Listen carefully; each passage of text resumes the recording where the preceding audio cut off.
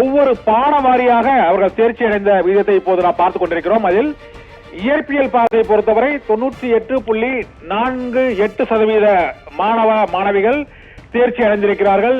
வேதியியல் கெமிஸ்ட்ரி பாடத்தை பொறுத்தவரை 99.14% அளவுக்கு மாணவ மாணவிகள் தேர்ச்சி அடைந்திருக்கிறார்கள். அதிகபட்சமாக 199% மாணவர்கள் கெமிஸ்ட்ரி என்று அழைக்கப்படும் வேதியியல் பாடத்தில் தேர்ச்சி அடைந்திருக்கிறார்கள். இதே போல பயாலஜி உயிரியல் பாடப்பிரிவை பொறுத்தவரை அங்கும் 99.35% மாணவ மாணவிகள் தேர்ச்சி அடைந்திருக்கிறார்கள். பயாலஜி கெமிஸ்ட்ரி பாடத்தில் மிக அதிக அளவில் தேர்ச்சியாக 99.14 99.35% மாணவ மாணவிகள் தேர்ச்சி அடைந்திருக்கிறார்கள்.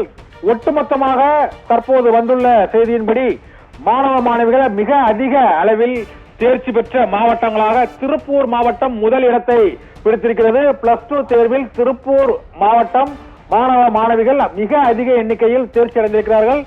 முதல் இடத்தை திருப்பூர் மாவட்ட மாணவ மாணவிகள் தேர்ச்சி அடைந்திருக்கிறார்கள்.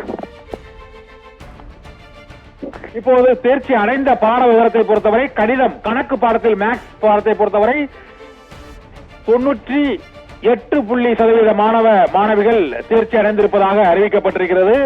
மாணவ மாணவிகளின் தேர்ச்சி விகிதமானது பள்ளிகள் வாரியாக தேர்ச்சி விகிதம் தற்போது பார்த்துக் கொண்டிருக்கிறோம். அரசு பள்ளிகள், அரசு உதவி பெறும் பள்ளிகள், தனியார் பள்ளிகள், மகளிர் பள்ளிகள் மற்றும் ஆண்கள் பள்ளிகள்,